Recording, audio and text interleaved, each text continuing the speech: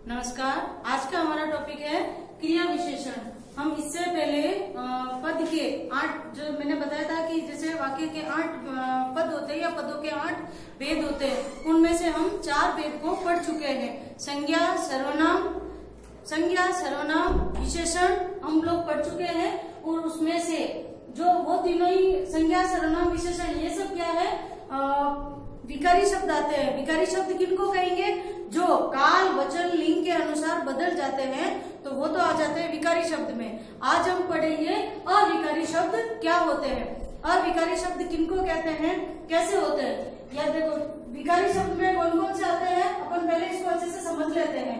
विकारी शब्द क्या होते हैं, कौन कौन से होते हैं? संज्ञा, सर्वनाम, विशेषण और क्रिया। ये 4 हम पढ़ चुके हैं। ये चारों पद किस में आते हैं? विकारी शब्द कहलाते हैं। और विकारी का अर्थ क्या होता है? जो वे हो जाता है। क्या हो जाता है? वे हो जाता है। वे होने का मतलब बदल जाते हैं। या यूं कहे, जैसे ही दूसरे दल बदल के देखते हैं, या नेता लोग की तरह इनको समझ सकते हो, जैसे वो दूसरों को देखते हैं अपना दल बदल लेते हैं। तो ठीक वैसे ही ये पद कैसे होते हैं? काल, वचन और लिंग के अनुसार ये बदल जाते हैं, इसलिए हम इनको विकारी बोलते हैं। और आज हम जो पढ़ेंगे वो है क्रिया विशेषण, जो एक प्रकार से एक अवयव भी बोला जाता है और उनको अविकारी शब्द भी बोला जाता है। विकारी भी 4 होते हैं और अविकारी भी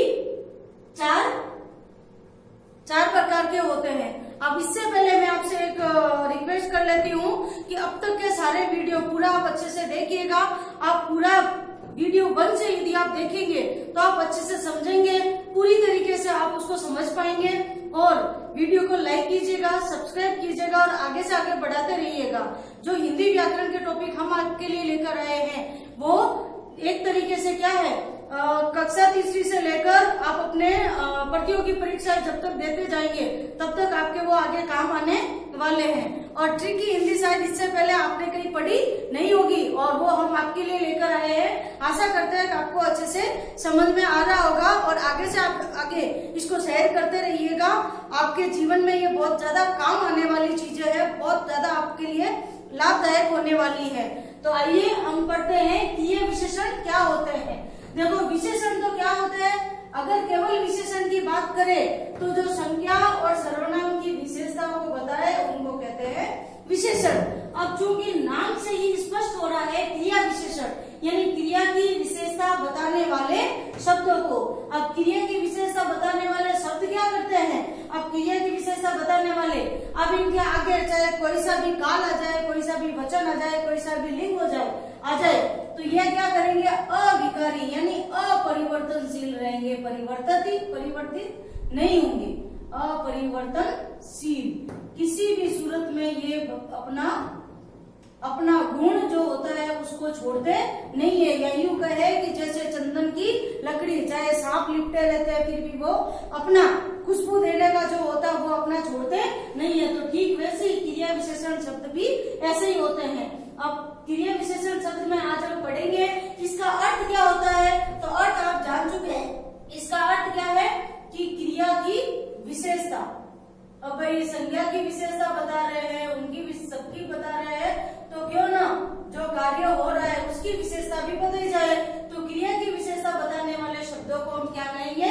क्रिया विशेषण। अब क्रिया विशेषण शब्द की आवश्यकता क्यों पड़ी, यानी ऐसा क्या हुआ जो क्रिया विशेषण शब्द इसको प्रयोग में लेना पड़ा।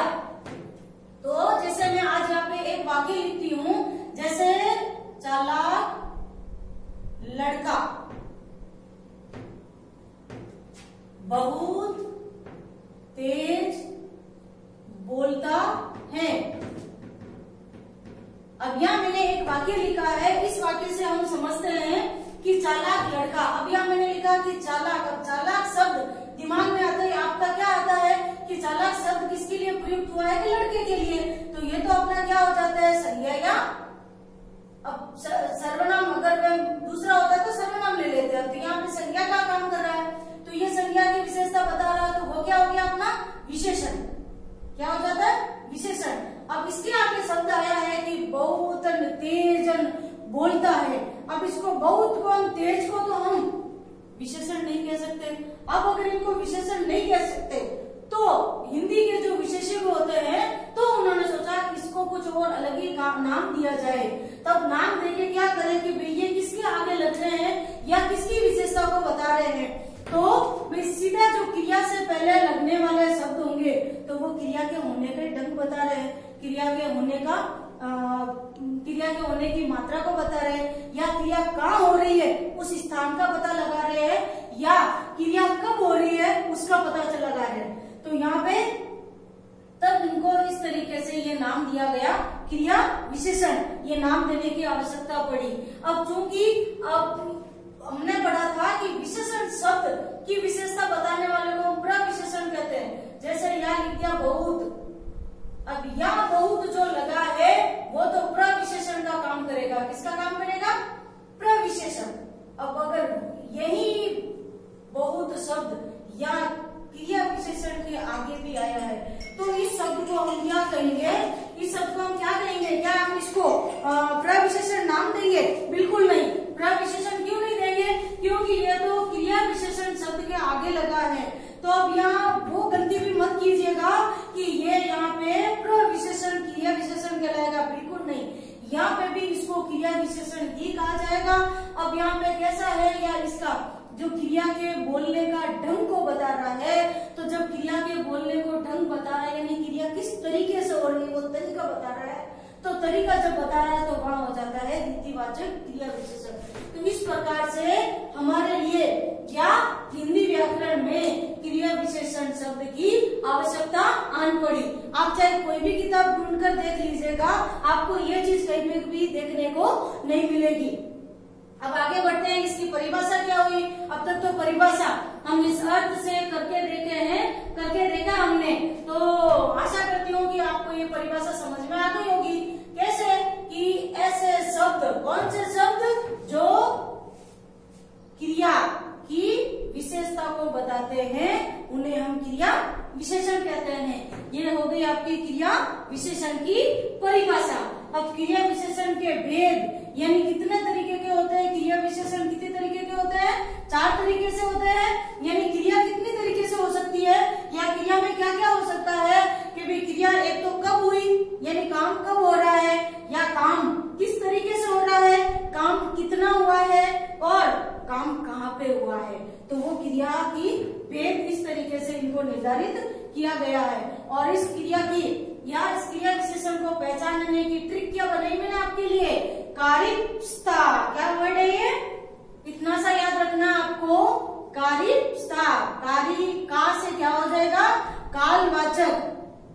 नाम से ले लीजिए, काल यानी कब हुई, क्रिया कब हुई इसका पता बताएगा आपको कौन? कालवाचक क्रिया विशेषण। फिर री से रीतिवाचक, रीति यानी ढंग, उठने बैठने का ढंग या तरीका, दोनों वो होगा आपका रीतिवाचक क्रिया विशेषण। फिर है प से क्या हो जाएगा? परिणाम में मत चले जाना, परिमाण है ये, जो क्या बताएंगे? जैसा कि अपन ने पढ़ा था परिमाणवाचक विशेषण में, जो क्या बताते हैं? मात्रा, यानी क्रिया कितनी हुई उसकी मात्रा। जैसे मैं पूरी तरह से थक गई हूँ, तो थक गई हूँ, कैसे थक गई हूँ कि मेरे में बिल्कुल ही बोलने की शक्ति नहीं रही है, तो उसको क्या कहेंगे? उसको मापना बोलते हैं, तो उसको बोलते हैं परिमाणवाचक क्रिया विशेषण। विस्तार, विस्तार से विस्तारवाचक, कहाँ हो रही है? कक्षा में हो रही है, यहाँ हो रही है, वहां हो रही है, या ऊपर नीचे। अब इसके बारे में हम विस्तार से आगे बढ़ेंगे। अब इसके पहले कुछ उदाहरण मैंने यहाँ लिखे हैं, उन उदाहरणों के माध्यम से हम समझते हैं कि क्रिया विशेषण क्या है या किस तरीके से इनको लिया जाता है, कैसे इनकी पहचान की जाती है। यानी जो भी आएगा आपके परीक्षा के अंदर तो ऐसे आता ना कि भाई उदाहरण लिखे हुए होते हैं और रेखांकित कर दिया जाता पद को, फिर आपसे पूछा जाता है कि इसमें कौन सा क्रिया विशेषण है। यह तो होता है कक्षा 12 आदि तक के बच्चों के लिए। और यूं अगर देखा जाए तो प्रतियोगी परीक्षा में किस तरीके से आते हैं, प्रतियोगी परीक्षा में इसी तरीके से शब्द को उठा के दे दिया जाता है या पूरा ऐसे वाक्य लिख दिया, ये पूरा वाक्य लिख के फिर किसी एक को ऐसे अंडरलाइन कर दिया जाता है, रेखांकित करके फिर पूछा जाता है कि इसमें कौन सा क्रिया विशेषण है। तो ये पहचान आप कैसे करोगे, आइए समझते हैं। जैसे मैंने यहाँ पहला उदाहरण लिखा है, राम प्रतिदिन व्यायाम करता है। अब मैंने यहाँ लिखा है तो यहाँ राम क्या है, जाहिर सी बात है करता, व्यायाम करता है, ये सारा एक ही पद होगा, तो ये क्या हो गया अपना क्रिया। और अब ये शब्द किसमें आएगा, कब करता है कि प्रतिदिन करता है, तो ये अब आपका क्या हो गया यहाँ पे क्रिया विशेषण। अब क्रिया विशेषण ये कौन सा हुआ, यहाँ देख के बताइए आप, देखो कालवाचक, रीति है या परिमाण है या स्थान है, कैसे हो रहा है, प्रतिदिन, प्रतिदिन कैसा शब्द हुआ कि ये काल को बता रहा है, रोज रोज होने वाला है, तो ये किसमें आ जाएगा अपने कालवाचक, समय को बता रहा है ना, तो इसलिए कालवाचक। फिर दूसरा लिया मैंने, राम बहुत तेज बोलता है, तो ठीक वैसे ही ये आपका करता है और बोलना क्या हो गई क्रिया। अब यहाँ पे क्या लिए हुए हैं, क्रिया विशेषण मैंने दो लिए हैं, ये दोनों क्रिया विशेषण किसका काम करेंगे, कैसे, यानी बोलने के तरीके को या बोलने के ढंग को बता रहे हैं। तो जब बोलने का तरीका या बोलने का ढंग बताया जाता है तो वो कौन सा विशेषण हो जाता है, क्रिया विशेषण, रीतिवाचक। तो यहाँ क्या हो गया आपके रीतिवाचक क्रिया विशेषण। ठीक वैसे वैसे बहुत भी किसका ही होगा, रीतिवाचक क्रिया विशेषण का ही होगा। तीसरा है, मैंने सारे लगभग नाम से बनाए, देखिए राम पूरी तरह से थक गया है। अब कैसे थक गया है कि पूरी तरीके से उसके शरीर के अंदर बिल्कुल भी शक्ति नहीं रही है, तो ये पूरी तरह से, ये पूरा शब्द क्या कहलाएगा, किसका कहलाएगा, परिमाणवाचक क्रिया विशेषण का, यानी राम की शक्ति का परिमाण बता रहे हैं, इसलिए परिमाणवाचक क्रिया विशेषण। फिर है कि राम खेलता है, कहाँ खेलता है कि ऊपर। अब ये किसको प्रदर्शित कर रहा है, इससे आपको क्या पता चल रहा है, जाहिर सी बात है कि जगह का, स्थान का पता चल रहा है, तो इसमें क्या हो गया स्थानवाचक क्रिया विशेषण। फिर है कि सारी सब्जियां हाथों हाथ बिक गई। अब कैसे बिक गई सारी सब्जियां, अब यहाँ पे जगह तो हम नहीं डाल सकते कि कब बिकी, ये पता नहीं चल रहा है, या कैसे बिकी इसका पता चल रहा है, परिमाणवाचक भी हम नहीं बता सकते यहाँ, ठीक है, तो ना ही स्थानवाचक बता सकते हैं, तो ये किसमें जाएगा अपना कैसे बिक गई है। जैसे अपन जैसे प्रश्न लगाते हैं उसके आगे, तो उसका क्या बन जाता है, रीतिवाचक, किस तरीके से बिकी, ऐसे थोड़ा सा दिमाग में जोर डाले ना तो ये सारी चीजें अच्छे से हो जाती हैं। फिर है कि सड़क के दोनों तरफ देखकर चलो। अब यहाँ मैंने दिया है कि सड़क के उदाहरण को आप अच्छे से देखिए, यहाँ कोई कर्ता का काम नहीं कर रहा, आप सड़क के, मैंने सारा जगह के बताया, सड़क के दोनों तरफ देखकर चलो, तो ये तो क्रिया का काम कर रहे हैं। और चूंकि हम क्रिया विशेषण पढ़ रहे हैं तो क्रिया की विशेषताएं कौन बता रहा है कि दोनों तरफ, दोनों तरफ कैसा शब्द है, आप क्या मानोगे इसको, क्या ये समय को बता रहा है, रीति को बता रहा है, परिमाण को बता रहा है, स्थान को बता रहा है। और चूंकि सड़क क्या है, या सड़क के दोनों ओर की क्या है, जगह होती है, तो अब ये किस तरीके का शब्द हो जाएगा, स्थानवाचक क्रिया विशेषण। तो आप अच्छे से समझ गए होंगे कि भी किस तरीके से क्रिया विशेषण की पहचान की जा सकती है। आप इसको अच्छे तरीके से समझने के लिए ऐसा कीजिए कि आप कोई भी अपनी पुस्तक उठाइए, हिंदी की पुस्तक लीजिए और उसके अंदर जो जो ऐसे वाक्य बन रहे हैं उन वाक्यों को उठाइए और उन वाक्यों में से आप वो चीजें अंडरलाइन करके देखिए, रेखांकित करके देखिए कि जिस क्रिया से पहले कौन सा शब्द आ रहे हैं और इसमें कौन सा विशेषण हो सकता है, तो आप इसको अच्छे से जान पाएंगे। ठीक है, तो आप इसको अच्छे से देखने के लिए वीडियो पूरा शुरू से अंत तक देखिएगा, लाइक कीजिएगा, सब्सक्राइब कीजिएगा और ऐसे इसी तरीके से आप भी लाभ उठाइए और औरों को भी लाभ पहुंचाइए। आइए क्रिया विशेषण के भेदों को विस्तार से पढ़ते हैं। क्रिया विशेषण के कितने भेद बताए थे आपको? या भेद जानने की ट्रिक क्या थी? का परिस्था, का से कालवाचक, प से परिमाणवाचक, री से रीतिवाचक क्रिया विशेषण और स्थान से स्थानवाचक क्रिया विशेषण। अब इन क्रिया विशेषणों को कैसे पहचाना जा सकता है? तो आइए, एक जैसे विशेषण के आगे या कैसा लगाने से हमें उत्तर मिलता था, तो ठीक वैसे ही आइए हम देखते हैं कि किन क्रिया विशेषणों की पहचान हमें कब होगी या किस तरीके से होगी। जो भी क्रिया देने की होगी उस क्रिया के आगे जब हम कब लगाएंगे तो हमें कालवाचक क्रिया विशेषण का पता चलेगा। जब हम शब्द लगाएंगे कितना तो हमें परिमाणवाचक का उत्तर मिल जाएगा। और कैसे हुआ, कैसी हुई या कैसे, कैसा, तो इन सब में क्रिया का ढंग पता चलेगा तो रीतिवाचक क्रिया विशेषण का उत्तर मिल जाएगा आपको। और ठीक वैसे ही स्थानवाचक के लिए हम क्या लगाएंगे? क्रिया से पहले यदि हम कहाँ लगाएंगे तो हमें उत्तर मिल जाएगा कि कहाँ हुई थी। तो इन क्रिया विशेषणों को, चारों क्रिया विशेषणों को पहचानने के लिए आपको क्या लगाना है? क्रिया से जस्ट पहले, ठीक पहले आप ये चीज लगा के देखिए, आपको इन क्रिया विशेषणों का उत्तर पता चल जाएगा। अब आइए प्रत्येक क्रिया विशेषण को हम विस्तार से देखते हैं। या कौन से ऐसे शब्द होते हैं जिनसे हम पता लगा सकते हैं कि या कालवाचक ही होगा, या रीतिवाचक ही होगा, या स्थानवाचक होगा, या यहाँ पे रीतिवाचक होगा। ठीक है, आइए चलो देखते हैं। सबसे पहला है अपना कि कालवाचक क्रिया विशेषण। अब काल क्या बताता है कि क्रिया का काल, यानी क्रिया किस समय घटित हुई वो अपने को समय बताती है। तो इसमें इसको 3 भागों में बांटा गया है। कैसे पता लगाया जा सकता है? पहला है काल बिंदुवाचक। अब काल बिंदुवाचक यानी जैसे ऐसा होता है कि आजकल ऐसी घटनाएं होती रहती है, तो आजकल में क्या हो जाएगा? बिंदुवाचक। फिर मैं प्रातः जल्दी उठता हूँ, तो ये क्या हो जाएगा? बिंदुवाचक कालवाचक। दोपहर में हम भोजन करते हैं, अब हम जाएंगे, तो ये सब क्या हो जाता है? कालवाचक, काल बिंदुवाचक क्रिया विशेषण। फिर आता है अवधिवाचक। जैसे मैं नित्य व्यायाम करता हूँ, मैं दिन भर पढ़ाई करता हूँ, मैं सदैव बड़ों का कहना मानता हूँ। तो ये सब किसमें आ जाता है? अवधि, यानी एक इसकी निश्चित अवधि होती है। या मैं 2 घंटे से पढ़ रही हूँ, तो ये भी क्या हो गई?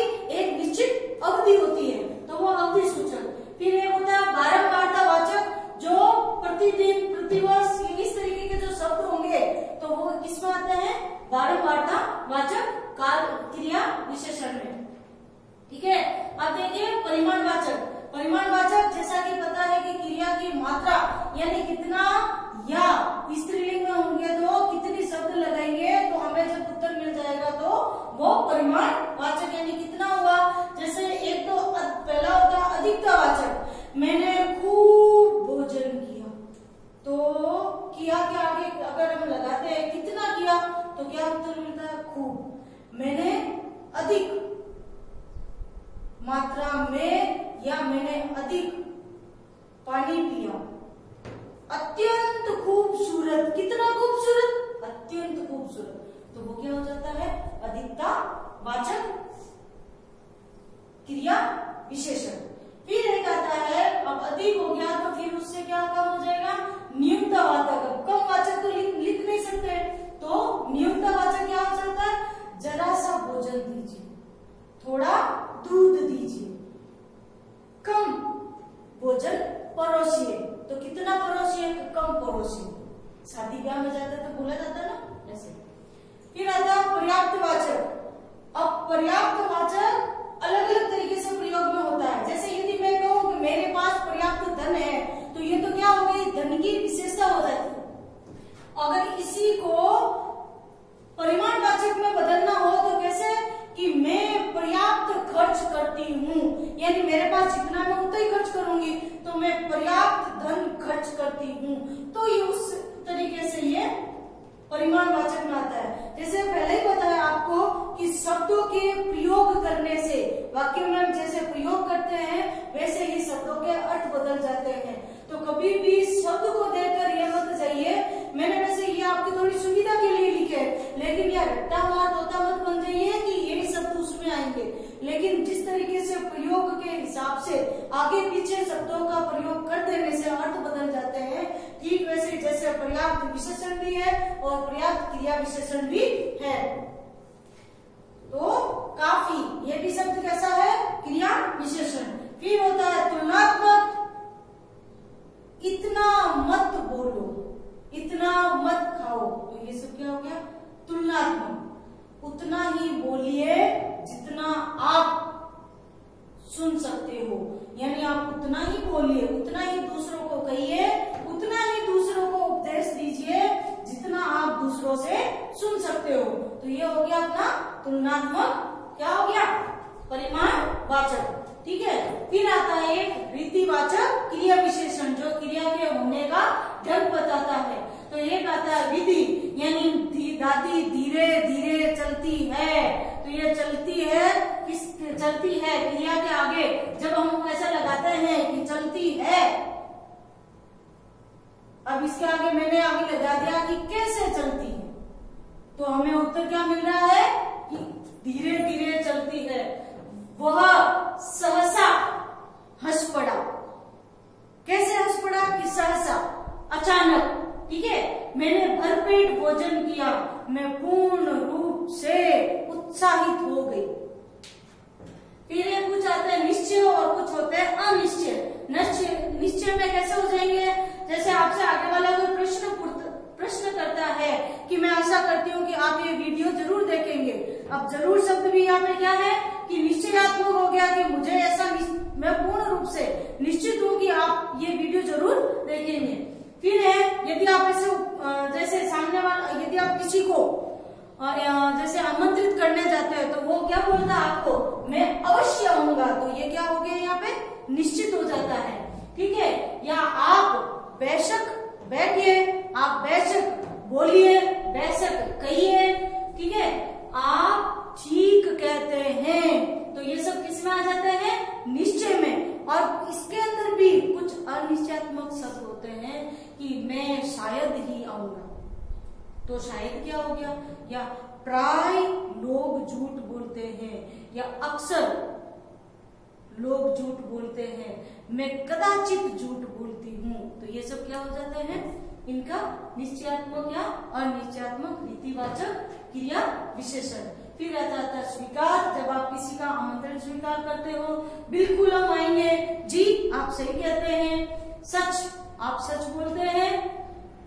फिर एक आता है निषेधात्मक, जब अपने को किसी को मना करना हो, आज्ञा नहीं देनी हो, तो उस चीज में नहीं, आपको ऐसा नहीं करना चाहिए, इतना तेज मत दौड़ो, इतना मत बोलो, या जहाँ कहीं ऐसे शब्द होते हैं तो ये तो हमेशा किसमें जाएंगे, रीतिवाचक क्रिया विशेषण में ही जाएंगे। चाहे आपको ये भेद करने आए नहीं आए, लेकिन ये जो क्रिया विशेषण के चारों भेद है, इन शब्दों को यदि आप अच्छे से पहचान लेंगे तो आप अच्छे से कर पाओगे कि यहाँ पे यही होगा। ठीक है, फिर है अवधारणा, आप भी तो आइए, ठीक है, आप अभी तक सो रहे हैं, तो ये इसमें क्या हो जाता है, अवधारणा। फिर है हेतुबोधक, आपने ऐसा क्यों किया, मैं थकी हुई थी इसलिए मैंने, या इसलिए मैं सो गई। ठीक है, तो जब अपन अपने के लिए कोई अपन जैसे हेतु बताते हैं, कारण बताते हैं, दूसरा कारण ऐसा क्यों किया, क्योंकि मैं देर से आया था। तो जब अपन किसी को उत्तर देते हैं, कोई कारण बताते हैं, तब। फिर चौथा आता है स्थानवाचक। स्थान क्या कहता है कि कहाँ पे हुआ, यही है ना। फिर स्थानवाचक क्या पहचान कैसे करेंगे, जब आप क्रिया के आगे क्या लगाएंगे, कहाँ लगाएंगे, तब आपको उत्तर मिल जाएगा। कैसे कि एक तो स्थिति होगी, कहाँ पे हुआ, यहाँ पे, वहां, पास में हुआ, दूर, आसपास, चारों ओर, ये सब किसमें आएंगे, स्थानवाचक क्रिया विशेषण में। कुछ दिशा बताते हैं कि सड़क के दोनों तरफ देख के चलना चाहिए। ठीक है, फिर ये हो जाता है जैसे रेलवे क्रॉसिंग को पार करते समय दाएं बाएं देखना चाहिए। ठीक है, हमें पढ़ते समय इधर उधर नहीं देखना चाहिए, या अपना ध्यान इधर उधर नहीं भटकाना चाहिए। तो ये क्या हो जाता है, दिशावाचक, स्थानवाचक। फिर आता है विस्तारवाचक। विस्तारवाचक में ज्यादा कोई लंबा चौड़ा नहीं है, क्या बोलते हैं हम, यहाँ विस्तारवाचक क्रिया विशेषण। ठीक है, तो ये थे आपके क्या थे, क्रिया विशेषण के चारों भेद। शायद इन शब्दों के प्रयोग से आपको ये चीजें अच्छे से समझ में आई होगी। अब ये चीज समझते हैं अपन कि विशेषण और क्रिया विशेषण में क्या अंतर होता है। जैसा कि मैंने पर्याप्त लेके देखा था, तो ठीक वैसे ही यदि ऐसा लिखते हैं कि मेरे पास पर्याप्त धन है, मेरे पास पर्याप्त धन है, तो ये क्या हो गया, क्या धन क्या क्रिया है क्या? बिल्कुल ही नहीं। जब धन क्रिया नहीं है तो धन यहाँ पे क्या है कि यहाँ पे संज्ञा है। कौन सी संज्ञा है?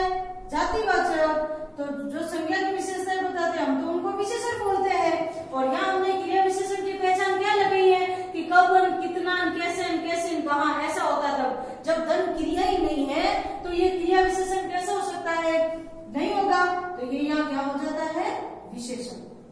और इसी को प्रयोग के माध्यम से अगर हम अलग तरीके से प्रयोग करें तो ये कैसा हो सकता है? मैं पर्याप्त खर्च करती हूं, मैं पर्याप्त खर्च करती हूँ। यदि हम ऐसा लिखे तो खर्च करती हूँ, खर्च करना क्या होगी? एक क्रिया हो गई। और क्रिया के आगे मैंने क्या लगाया कि मैं कितना खर्च करती हूँ, कि पर्याप्त धन खर्च करती हूँ। तो पर्याप्त में करते ही क्या हो गया? परिमाणवाचक क्रिया विशेषण। कितना कि मेरे पास जितना है मैं उतना खर्च करती हूँ। तो इस तरीके से विशेषण और क्रिया विशेषण इन दोनों में अंतर किया जाता है। तो आपको ट्रिक अच्छे से समझ में आई होगी और आप अच्छे से इस वीडियो को हिंदी व्याकरण इतनी आसान तरीके से आपको इस लॉकडाउन में आप अच्छे से बैठे भी हो, यूं ही बैठे बैठे समय बर्बाद करो, इससे बढ़िया है कि आप वीडियो 1 से लेकर अब तक के सारे वीडियोस देखिए और अपनी एक नोटबुक लेकर बैठिए और नोटबुक में आप उन सभी जो भी उदाहरण दिए जाते हैं, भेद बताए जाते हैं, ट्रिक के साथ आप उसको लिख के देखिए। आशा करती हूँ कि आपको अच्छे से समझ में आया होगा। आप आगे से आगे लाइक कीजिएगा, सब्सक्राइब कीजिएगा और शेयर कीजिएगा। धन्यवाद।